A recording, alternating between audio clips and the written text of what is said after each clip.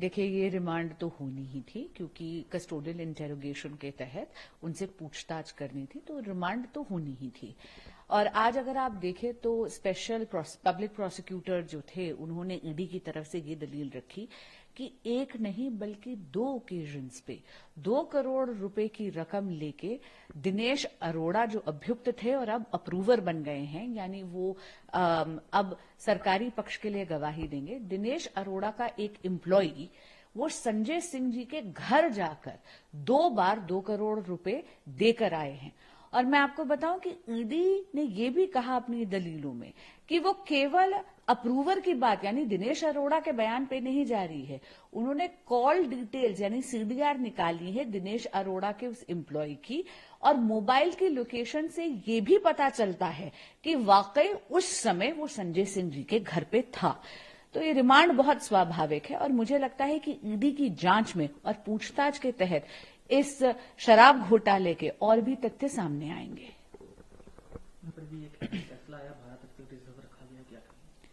जी, अभी कोई फैसला नहीं आया। सुप्रीम कोर्ट ने आज सवाल पूछे हैं और सरकारी वकीलों से सवाल पूछे। ये बहुत स्वाभाविक सी बात है कि कोर्ट हमेशा दलीलों के दौरान सवाल पूछती है। अब 12 अक्टूबर को इन सवालों का जवाब ईडी के लॉयर यानी honourable additional solicitor general SV Raju देंगे। संजय सिंह को जब मैम कार्रवाई से पहले ले जाया जा रहा प्रोसीडिंग है कोर्ट में, तो उन्होंने साफ तौर पर कहा कि नरेंद्र मोदी जो भारत के प्रधानमंत्री हैं वो डरे हुए हैं, जिसके तहत सीबी और ईडी की कार्रवाई विपक्षी दलों के नेताओं पर। देखिए, ये बिल्कुल गलत है।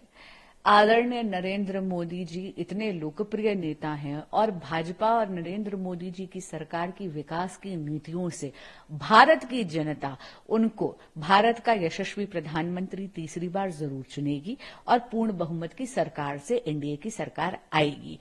हम बिल्कुल नहीं डरे हुए, लेकिन हाँ, जब ऐसी आंच आती है तो विपक्ष जो है चोरी करके सीना जोरी करता है और बेबुनियाद इस प्रकार के आरोप लगाता रहता है।